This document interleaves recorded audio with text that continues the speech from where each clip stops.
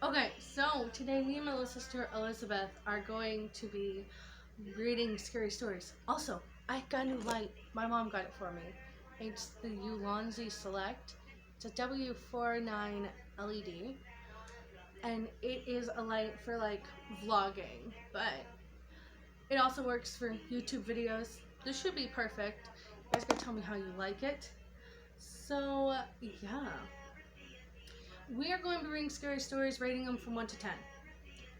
She's 10, I'm 18. We have a different version of what is scary and what is not.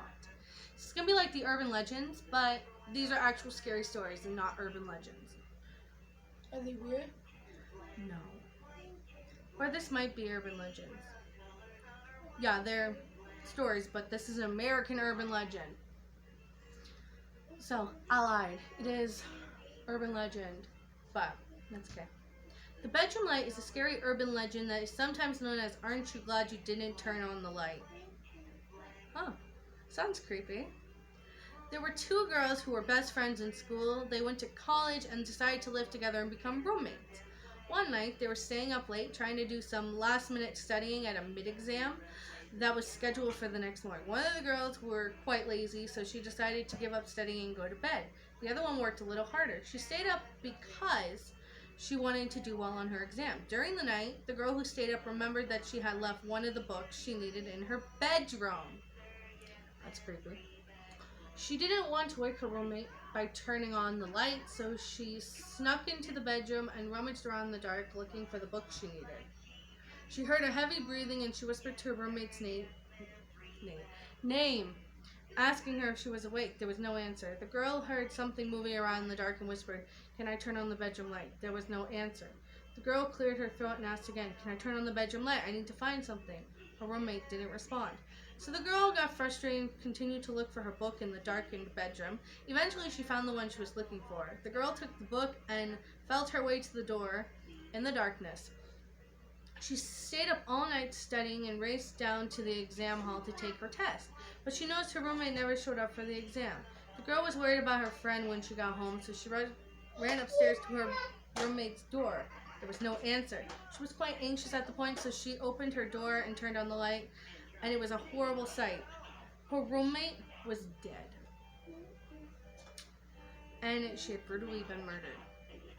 That's creepy. And then the girl turned around to find a chilling note written on the wall. "Aren't you glad you didn't turn on the light?" Between 1 and 10, how scary is that? 5. 5? I didn't find that scary, but I've read that one before. Not you, it's Okay. So, another urban legend. Let's find one. not that one. I know.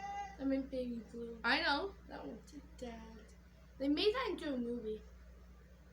I Two wouldn't watch movies. it. Still wouldn't watch it. How about Bus Driver? You walk boat to Lone Mom. They made it. Oh. Okay, a bus driver loses mental patience. Is not? Is it?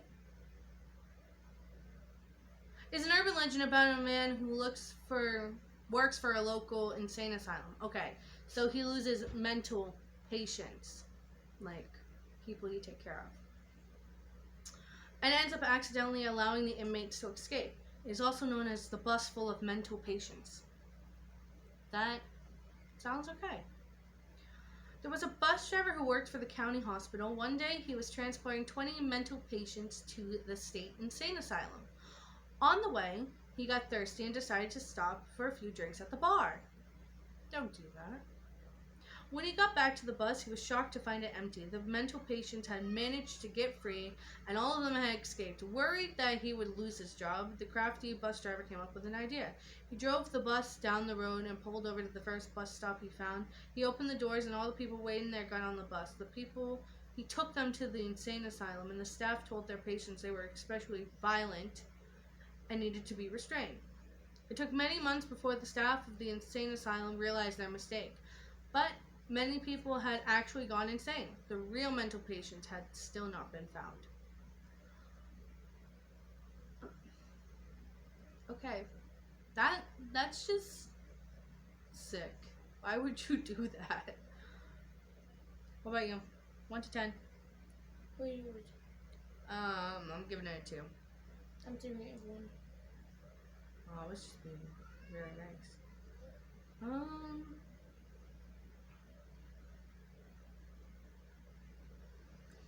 Well, let's see. The other ones I had planned out. I didn't have this one planned out. How about that one? What one? The one that have Hello Kitty on it. Oh, it's called Hello Kitty. I don't know.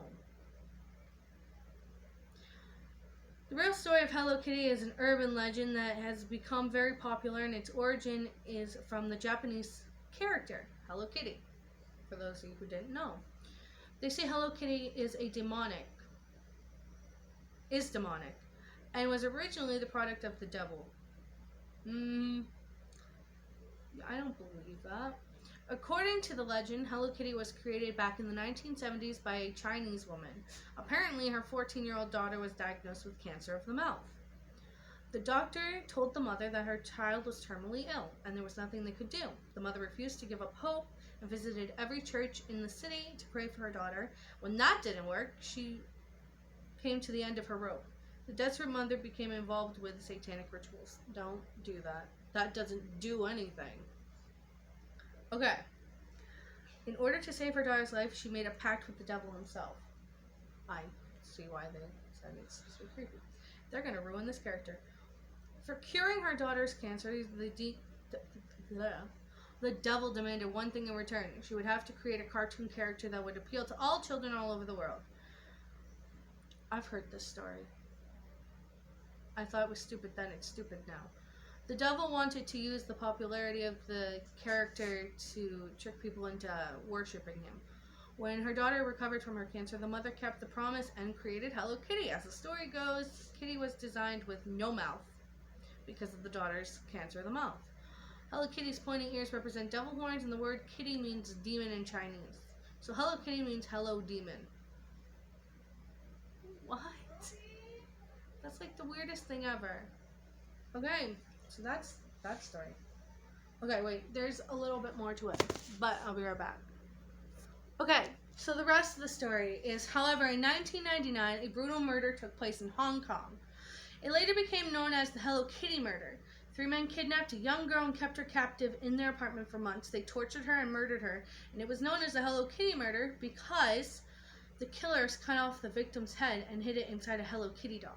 And that is a true story. That actually happened. But they were basing it off the urban legend, which they were all like, oh, devil worshipping Hello Kitty. Possibly not true. People just take stuff that way. My pain too. She's seen it. Who cares? No. We'll be right back with another story. Okay, I wanted to make sure we had our story before we kept going. So, rate that on 1 to 10. I'm giving it nothing. If I have to give it something, it's going to be a 1. It's horrible. No. Yeah. I don't like it. Not scary. It's just gross. And weird. But not scary. Okay, this one is SpongeBob. It's a creepypasta. For all you creepypasta lovers out there. It's an urban legend creepypasta. I'm a creepypasta lover. The SpongeBob Lost episode is a creepypasta story about a legendary bootleg video of the TV show SpongeBob SquarePants.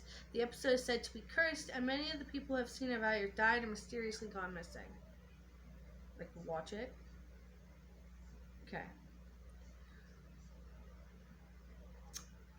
The image was taken from a corrupt bootleg video of the lost episode of SpongeBob SquarePants. The episode is almost entirely composed of incomprehensible static, jumbles of colors, and just black screen. The audio seems heavily distorted with a loud droning buzz, occasionally interrupted by a shrill metal screech. I don't know why I can't read this. I've read every other one. The bootleg tape was found December 2004 by a group of 5 teenagers who were rummaging around the trash of an abandoned mental institution. A SpongeBob in a mental institution. That seems like a good place to start, I guess. Of the 5 individuals 2 had died, and 1 had gone missing under mysterious circumstances. After refusing to comment on the tape, and last hastily agreed to hand it over, the only known copy, to investigators shortly after learning about it and learning about the deaths and the disappearances of his 3 friends. Those who have seen the episode say that there is only one short sequence that can be viewed. The image is taken from the screen, in which the static screen gradually lessens and SpongeBob is standing in a darkened room and he is slouched over downward in a somber look on his face. His eyes are bloodshot and it looks like he's crying. After about 10 seconds, he blinks and lets out a big sigh, and then he reaches out for a bottle from a nearby table, and the colors flicker from light to dark as SpongeBob grabs the bottle tightly and a single tear rolls down his face. That's really creepy. How do people come up with this? I mean, it's super cool that people are that imaginative. Well, lips are really down. But how do you come up with this? Okay. The screen twitches between animation, and the animation grows darker. Barely visible in the gloom, SpongeBob clutches his stomach and collapses to the floor. Wow. Then he lies motionless on the screen, and it returns to static. The current whereabouts of the tape are unknown, and it is suspected that it has been destroyed by authorities. Most of the people claimed to have watched it are dead. The only thing that remains of the lost episode is a single still image above. And yeah, I'll show you the picture in a second.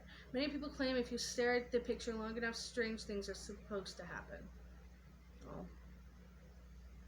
1. Just don't stare at it forever. That thing I did probably.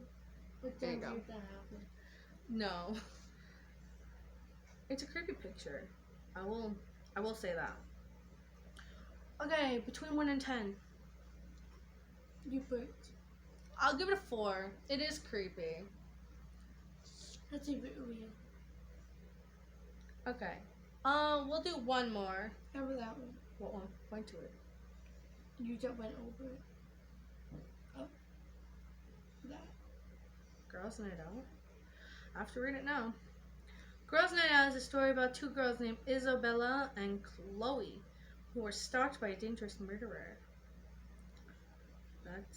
I want to know how long this one is.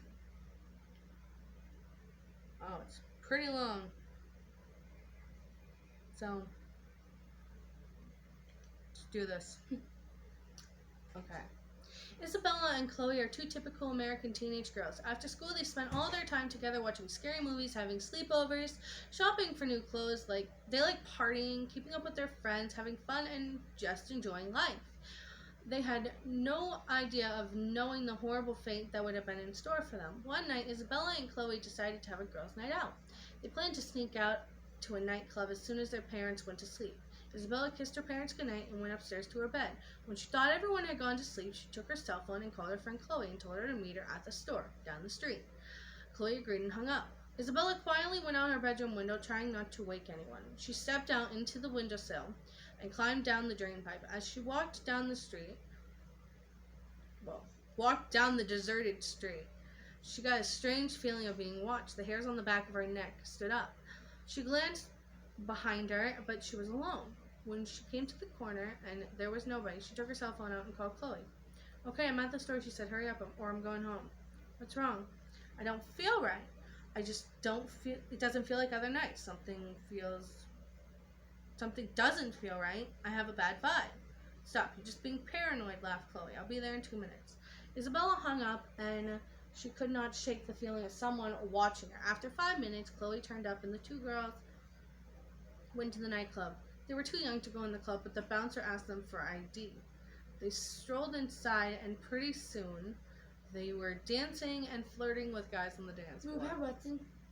Do you have an ID? I do. But I'm 18. Still too young to be in a bar. I know.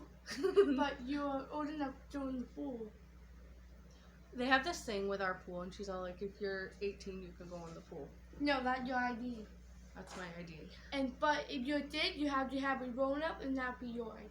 We have a pool in our backyard. I'm going to shortly be uploading a day in our life we did back on Father's Day. So You'll eventually see it. Let's continue with the story. Around 3 a.m., Isabella was chatting with a really cute dude, and who must have been at least 10 years older than her. Suddenly, her phone was vibrating in her pocket. It was a text from her ex-boyfriend, Anthony. She hadn't heard from him since they broke up a month ago. And then the text read, "Come outside, I have a surprise for you." Curious, she looked around and saw Chloe was busy talking to some other man. So, without saying goodbye, Isabella walked out of the nightclub, and she took a few steps from receiving the message. "Meet you around the corner by the dumpster." How does her ex-boyfriend know where they are? The street was dimly lit and deserted. Isabella had a bad feeling in the pit of her stomach. Something didn't feel right, but she told herself she was being overcautious. Inside the nightclub, Chloe was looking around for her friend. After 15 minutes, she grew impatient. She scanned the dance floor, but there was no sign of Isabella. She checked the toilets, but they were empty. At 3:27, a relieved Chloe got a text from Isabella. "Meet me outside now and hurry." When Chloe went outside, she received a message. "I am around the corner by the dumpster. Watch me sparkle." Sparkle? Chloe followed the instructions, crossing the dark and lonely street. When she rounded the corner and was confronted by a horrifying sight, her heart was almost frozen in her chest. Isabella was upside down by a street light behind the dumpster. A sparkling Christmas light was wrapped around her ankles. Wow. Chloe fell to the ground and started screaming hysterically. Some people were standing at the door of the nightclub and heard her cries and ran over. When they turned the corner, they saw Isabella in front of them. They were horrified. The police were called and questioned. They questioned Chloe for hours. But, still in a state of hysteria, she could barely talk, sobbing uncontrollably. Wait, 1 second. Okay, we're back. Questioned Chloe for hours in hysteria. She could barely talk, sobbing uncontrollably. She told them how she and Isabella had snuck out that night to go to the nightclub together. She tried to remember all the guys they talked to and flirted with on the dance floor. They asked if they knew anyone who would harm Isabella, but she couldn't think of anyone. As much as she wanted to catch Isabella's killer, there was no help for the investigation. During the investigation, one of the cops produced a plastic bag and took out a blood-stained envelope. "We found this lodged in your friend's throat," and it was addressed to her. That alone is creepy. Chloe was scrawled on the front, and with trembling hands, she took a piece of the paper and read it. "Maybe if you stayed in bed like you were supposed to, things like this wouldn't happen. Don't sneak around at night. Bad things can happen." The cops had to grab her before she fainted. An ambulance took her to the hospital, and she was treated for shock. When Isabella returned home the next day, still shaken, her parents told her that Isabella's ex-boyfriend Anthony had been arrested for murder. He was later released after passing a lie detector test. He claimed that his phone had been stolen the day of the murder. The police did not rule him out as a suspect, though, but they didn't have enough evidence to charge him. As fate would have it, Isabella's murder was to be remained unsolved. Nobody was ever brought to trial for the crimes, and as time went on, people even forgot about it. 2 years later passed, and Chloe almost managed to forget about the terrible night. You alright? She dropped a little toy piano. One night her boyfriend called her and asked him. She called her boyfriend and asked him to meet her at the park about 2 a.m. She began to walk in the park but felt a strange presence, just like the one Isabella had told her about the night she was murdered. She was almost to the park, and then the feeling came across her, and she let it go. Her phone beeped. It was a text from her boyfriend. "Almost there, baby. Love you lots." It made her feel better, but her last task to pass by the store. The park was on the other side, so she began to walk and heard something behind her, and immediately began to run. Her boyfriend got to the park about 15 minutes. Waited 15 minutes. About 2:35, he got a text from Chloe. "Keep walking forward and you will see me." He did as the text suggested, and there was Chloe. Christmas tree lights were wrapped around her ankles, and she was completely dead. The note inside said, "Don't sneak around at night. Bad things can happen." And the murders were not solved. The murders are seldomly spoken of nowadays, and they're high-profile cases at the time. Can I do one thing? But due to the strange lack of evidence, people soon forgot about them, and everyone who was involved went on with their life. Yeah, we're about to say at least they tend to hang out with each other now. The quote says. It's not like in the movies. Okay. Rate that 1 to 10. I'll give it a solid 5. I would say a solid 5 too. And you can say a lot of it. Ah, I skipped over gory parts, so YouTube's gonna find inappropriate. And So, we read all if the you stories. guys want to read it, it's scaryforkids.com. Not for kids. Yeah. Okay, and we will see you guys in the next video. Bye.